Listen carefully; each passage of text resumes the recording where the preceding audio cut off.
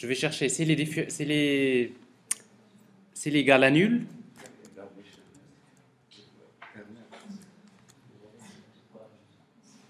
Alors, c'est l'égal à nul, ça veut dire quoi? Ça veut dire qu'il n'existe pas. Alors, s'il n'existe pas, je dois créer une ligne de commande. Ligne de commande égale new, ligne de commande.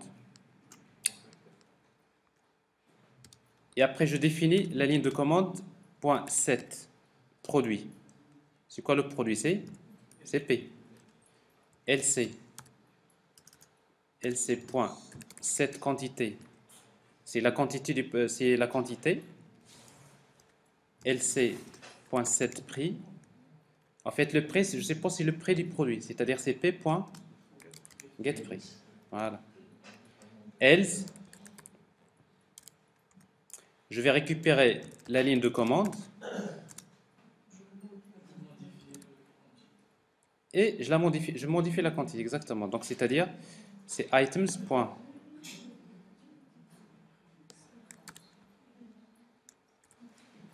Alors s'il est différent de nul, je la récupère et lc.set quantité égale la quantité actuelle lc.get quantité plus la quantité. Voilà un petit problème généralement si vous faites des méthodes comme ça, vous aurez vraiment facilité le travail par la suite. Donc si le produit existe, oui.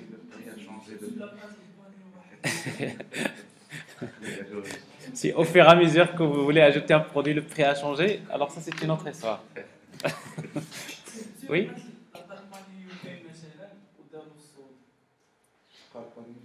Ouais, si on discute ces cas exceptionnels que vous me posez. La session 20 minutes. La session, c'est coupée à 20 minutes.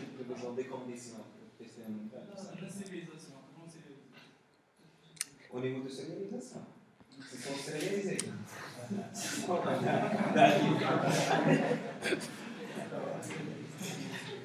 Alors, quelle méthode? L'autre méthode à faire. Alors, on aura besoin de consulter la liste des lignes de commande. Ligne de commande. Je vais l'appeler get items. Alors, return, c'est items. Alors, comme c'est une collection de type map, donc je passe vers values et après, tout court, c'est les valeurs. Donc, c'est-à-dire, je récupère juste la collection de lignes de commande. Si vous vous rappelez bien, au niveau du panier, on aura besoin également de connaître le total du panier.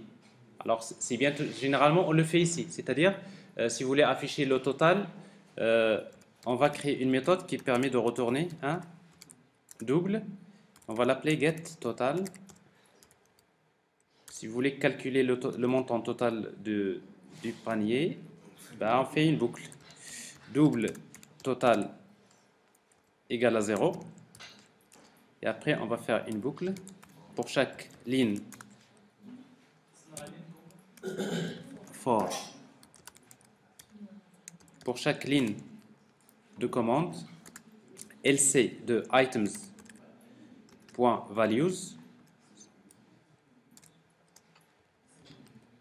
total plus égal c'est ligne de commande point get prix fois lc get quantité.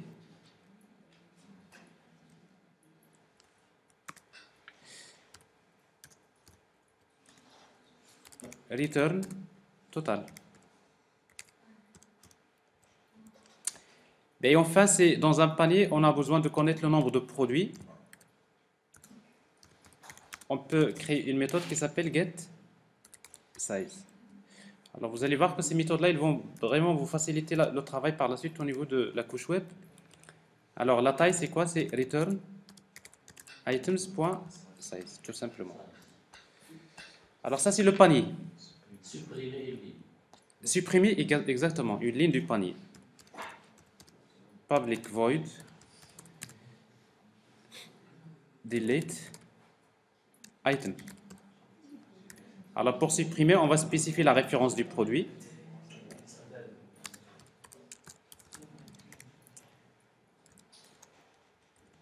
Et après, on va vers items.get. Voilà, exactement. C'est exactement ce qu'on veut faire. Donc directement, .remove, la clé, ID produit. Alors, quelques méthodes du panier. Alors maintenant, avant de passer à la création des méthodes, ce qui serait quelque chose que vous avez l'habitude de faire, on va vérifier est-ce que la table sera générée. Qu'est-ce qu'il faut faire pour générer les tables?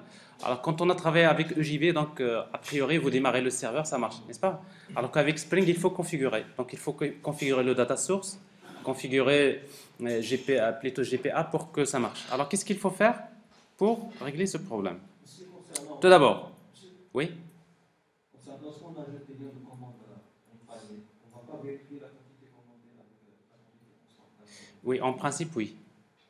En principe, mais ça, on va le vérifier dans la commande. Hein. C'est quand vous allez passer la commande. Mais quand vous stockez dans le panier, il n'y a pas de problème, vous stockez. Mais après, quand vous passez la commande, il se peut que ça ne marche pas. Alors, pour gérer pour la partie GPA, alors la première des choses, on aura besoin du fichier persistence.xml, n'est-ce pas? Réveillez-vous, parce que j'en vois vraiment que vous êtes en train de faire un shutdown. Alors, j'attends votre participation, au clair. Ça, je sais que vous l'avez déjà fait, enfin, vous le faites déjà, mais sur Spring, mais c'est à vous de me dire ce que je dois faire. Je viens de créer les entités, la suite, c'est quoi? Donc, j'ai besoin du fichier persistence.xml. Alors, le fichier persistence.xml, en principe, il se trouve dans Meta. Alors, on va créer un fichier persistence.xml. Donc, je cherche XML directement. C'est un fichier XML que je vais appeler persistence.xml. Next.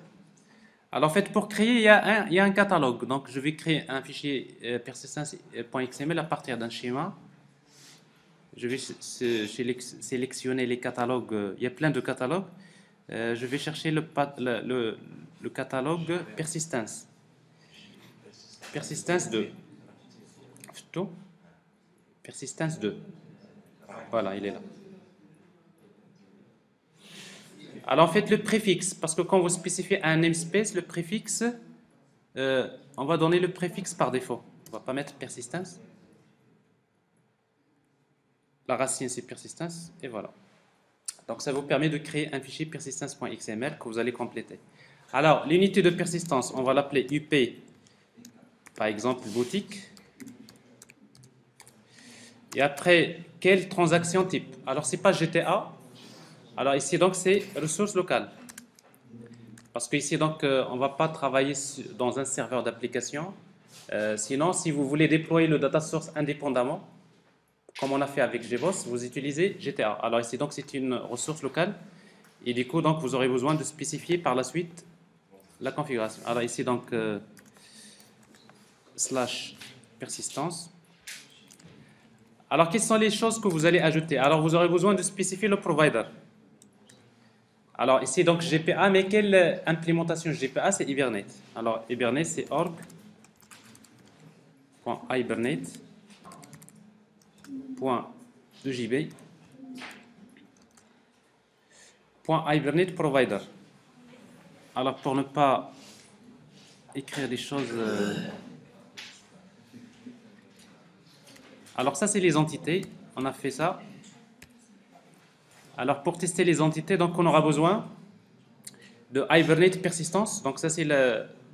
Après, quelques propriétés comme Hibernate show SQL, Hibernate HBM DDL, donc update pour demander de générer la base de données. Après, MySQL dialect. Alors, ces informations-là, vous aurez besoin de les spécifier.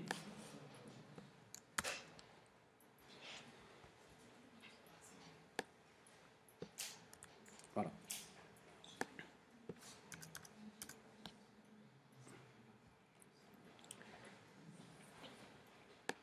C'est bon? Alors maintenant, après, si vous voulez que, si vous voulez que ce...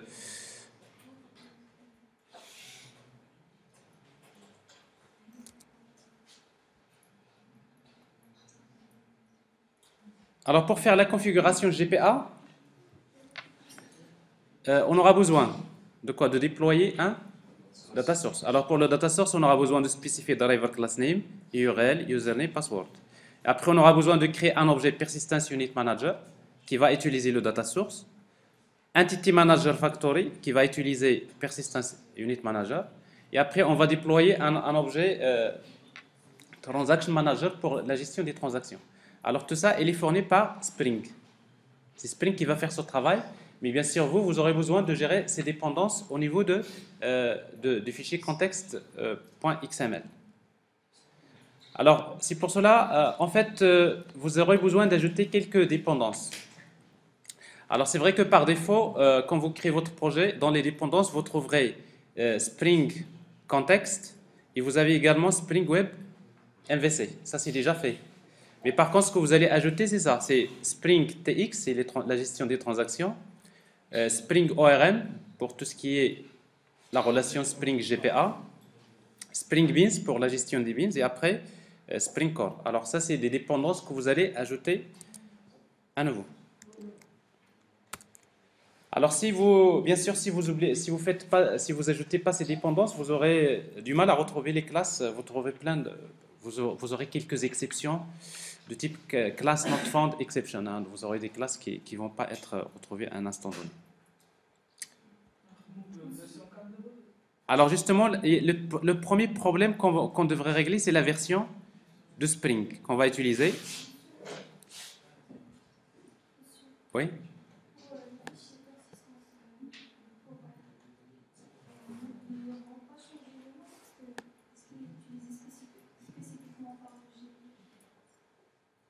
Là, il faut voir ça, parce que Hibernate, en fait, GPA, c'est une spécification qui possède plusieurs implémentations. Alors maintenant, Spring a besoin de savoir quelle est l'implémentation GPA qu'il doit utiliser. Alors nous lui disons comme quoi il va utiliser Hibernate persistance. Mais vous savez que Hibernate, il est développé par JBoss, n'est-ce pas? Bah forcément, quand vous travaillez avec JBoss, vous n'avez pas besoin de spécifier ça, parce que par défaut, il utilise Hibernate persistance. Mais maintenant, quand vous travaillez avec Spring, vous pouvez utiliser Hibernate, quand vous pouvez utiliser Toplink ou bien Ibatis. Donc c'est là où vous allez changer, n'est-ce pas? D'ailleurs, c'est l'avantage de travailler avec Spring, c'est que vous configurez ce que vous voulez utiliser. Alors que si vous travaillez avec un serveur d'application, parfois, au niveau de la configuration, il vous impose les implémentations des frameworks qu'il utilise. Alors, donc, pour ajouter les dépendances, à nouveau, donc, on aura besoin de regarder le fichier persistence.xml. Alors, dans persistence.xml, un problème qu'il faut régler, c'est la version. Alors, vous allez remarquer que dans ce fichier-là, il y a quelques propriétés dans lesquelles il y a la version de Spring, n'est-ce pas? Alors, la version du framework Spring qu'il a utilisé, c'est la version 3.1.1. On va la changer. On va utiliser 3.2.2. Alors, comme ça, on aura la même version pour tous les modules Spring, n'est-ce pas? Donc, ça, c'est la recommandation que je vais vous faire. Mais sinon, vous gardez la version. De toute façon, ça va marcher également pour la version 3.1.1. Alors, enregistrer. Et je vais ajouter les dépendances. On a déjà ajouté la partie Hibernate. Maintenant, je vais ajouter quelques modules de Spring. Alors, comme je disais, j'ajoute Spring. Alors, vous voyez donc, au niveau de la version, j'utilise toujours. C'est la référence vers cette version qui est spécifiée là. Alors, ça vous évite, parce que ça, c'est un peu grave. Quand vous utilisez Spring ORM version 3, alors que Spring, par exemple, TX, vous utilisez la version 2.5. Vous aurez vraiment des problèmes de... Donc, vous utilisez, pour tous les modules Spring, vous utilisez la même version pour éviter des problèmes. Donc, Spring, voilà, TX, Spring ORM et Spring Beans, Spring Core. Enregistré. Alors, bien sûr, ici, on fait les dépendances. Alors, pour la configuration, en principe, pour faire l'injection des dépendances, on peut le faire directement dans le fichier root.context.xml. Alors, je vous rappelle que, en fait, quand le serveur démarre, plutôt context loader listener, c'est ce fichier qu'il va lire. Donc, c'est là où il y aura l'injection des dépendances. Alors, je ne vais pas l'utiliser, mais je vais créer un autre. Bon, ça serait l'occasion de vous montrer comment créer un fichier de configuration Spring. Alors, ça, c'est ce genre d'erreur, il ne faut pas les laisser. Ça veut dire qu'il y a un problème.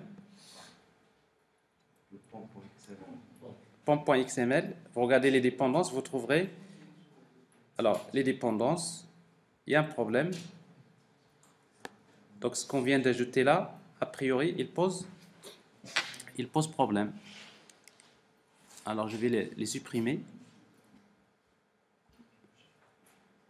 Donc, l'erreur devrait disparaître en principe.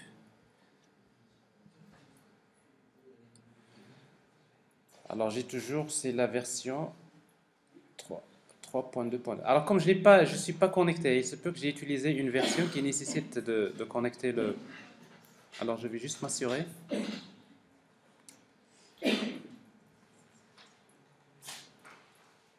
Alors, c'est bien la version 3.2.2. Alors, c'est ça.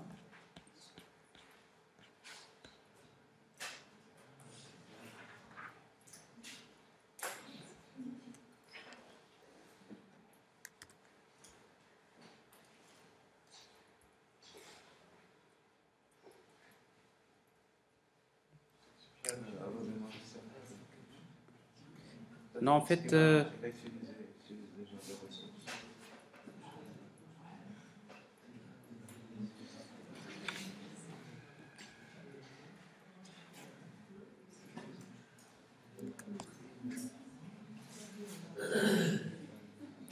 non, il y a un petit problème. Alors, voilà ce que je vais faire. Alors, je vais vous montrer une autre manière de... En fait, ça ne devrait pas poser de problème, mais il se peut que ça nécessite une connexion. Ça, c'est le genre de problème que vous allez avoir. Alors, je supprime ce que je viens d'ajouter. Alors, voilà ce qu'on va faire. Donc, dans les dépendances, ajouter. Vous pouvez les chercher directement ici. Ajouter, et vous cherchez Spring.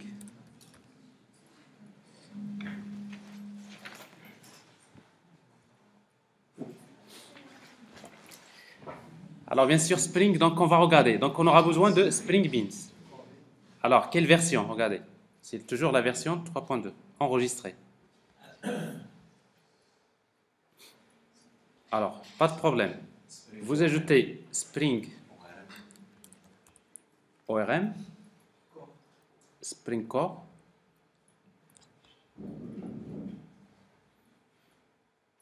Pas de problème. On va ajouter Spring ORM. Alors, c'est toujours la version, si vous regardez, donc c'est la version 3.2.3. Après, on va la changer. Sinon, on va supprimer Spring ORM. Alors, dans Spring ORM, vous trouverez ici les versions. 3. Donc, je vais utiliser 3.2.2. Enregistrer. A priori, ça marche. Et après, il reste Spring TX. Toujours la version 3.2. Voilà. C'est des petits problèmes qui arrivent, mais en tout cas, si vous regardez bien votre fichier, vous trouverez que quand vous venez d'ajouter ces dépendances qui sont là. Comment? Oui, mais en fait, si vous faites la référence, c'est pareil. Hein. Donc, ça marche, il n'y a pas de problème. Alors, juste avant de prendre la pause, on va quand même... on va essayer de tester, mais avant de tester... Alors, on va créer maintenant le fichier de configuration Spring. Comment le créer? Donc, en principe, on va le trouver dans les ressources. Dans les ressources, on va le créer directement ici. Ressources. Alors, créer un fichier de configuration Spring. Spring Bean Configuration File. Alors, on va l'appeler application context.xml. Donc, je peux l'appeler comme je veux. Et après, les namespaces, on aura besoin des namespaces context, le namespace TX pour les transactions. C'est tout. Il choisit par défaut le...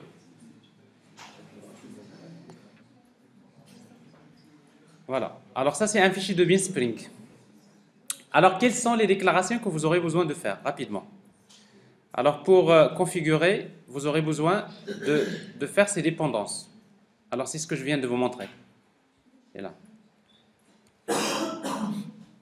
Alors, vous aurez besoin de déclarer le data source. Alors, data source, en principe, on va créer un objet de driver manager data source. On va spécifier les propriétés driver name, URL, username, password. Deuxièmement, on va créer persistence unit manager. Alors, persistence unit manager, on va lui spécifier les propriétés suivantes. Tout d'abord, default data source. Donc, c'est le data source qu'on vient de créer. Et après, persistence XML locations, où est-ce qu'il va trouver les fichiers de persistance? On va spécifier où se trouve le fichier persistance.xml. Et après, vous créez l'entity manager factory. Et vous lui spécifiez les propriétés. Persistence unit manager, c'est la référence vers persistence manager. Et persistence unit, c'est le nom de l'unité de persistance. Parce que dans le fichier persistance.xml, vous avez créé une unité de persistance. Et enfin, vous créez donc Transaction Manager. Alors, c'est un objet de type GPA Transaction Manager et vous faites la référence vers Entity Manager Factory. Et pour utiliser les transactions, la notation transactionnelle, vous utilisez TX Annotation Driven. Parce qu'en fait, ça c'est pour spécifier, parce qu'après on va utiliser la notation transactionnelle pour la gestion des transactions. Et Transaction Manager, on va spécifier bien sûr la référence vers Transaction Manager. Et enfin, parce que nous allons utiliser la notation persistence context au niveau de DAO, vous déclarez context annotation config, c'est-à-dire également il va interpréter les annotations de type persistence context. On va les copier, ces déclarations. Alors, déclarer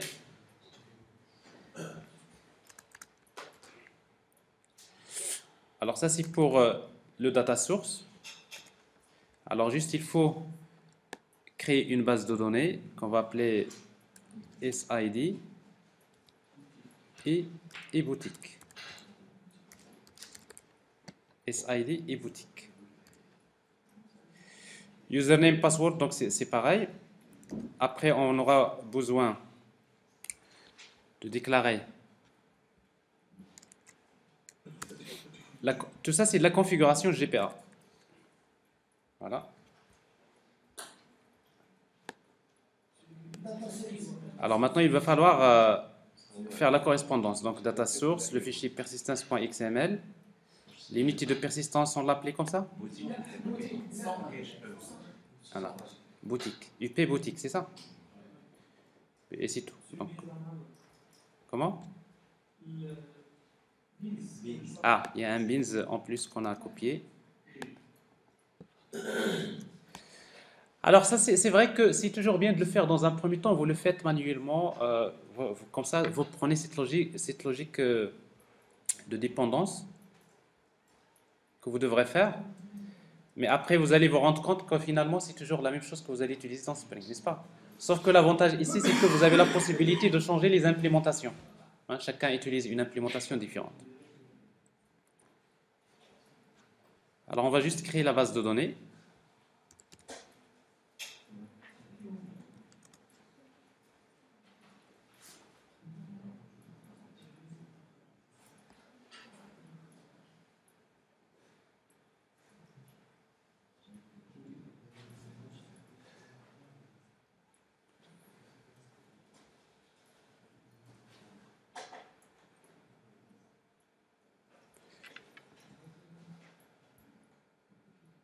Alors, SID et boutique.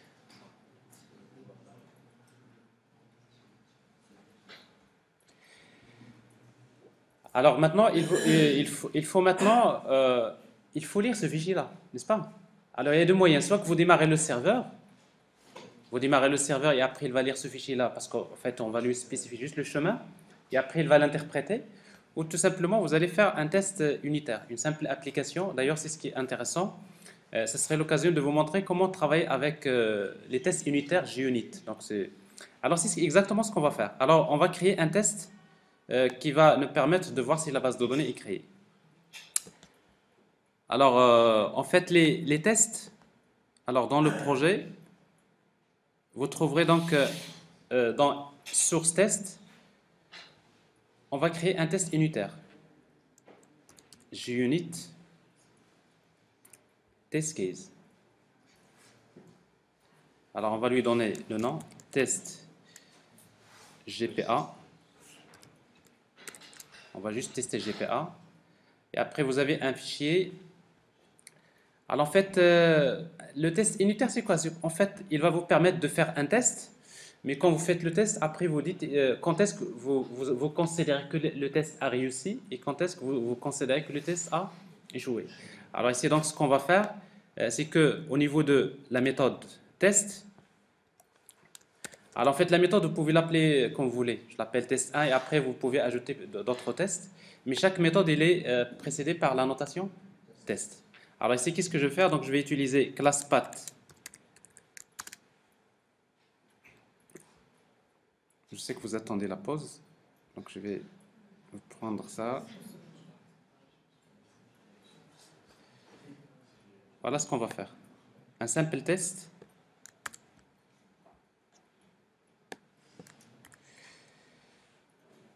Alors, class_path XML application context, c'est comme si vous utilisez XML bien factory.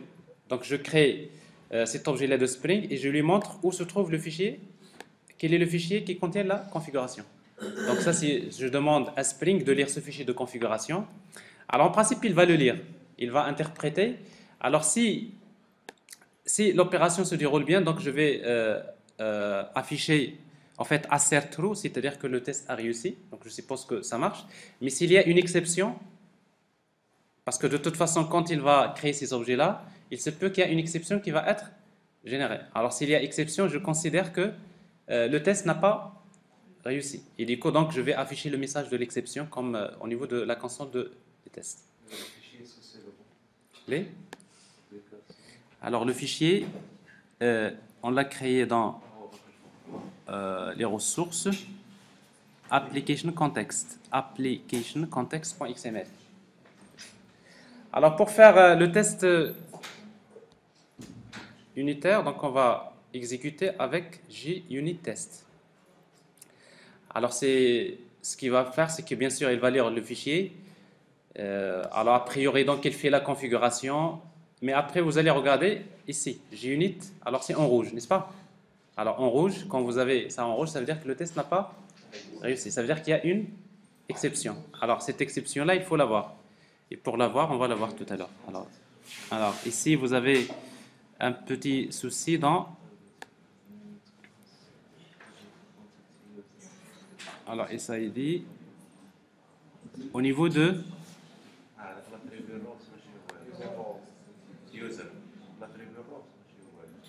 les rôles, voilà, il y a une unmapped class, les rôles. Plutôt la classe user. En fait, c'est la classe, on a oublié la notation, la notation entité. Là, on a oublié soit pour les rôles, soit pour user, c'est ça. Parce que quand il vous dit unmapped, ça veut dire que en fait, c'est une classe qui n'est pas une entité. Alors, on a également oublié. Alors, vous voyez, donc, vous ne suivez pas. Ça, c'est la preuve.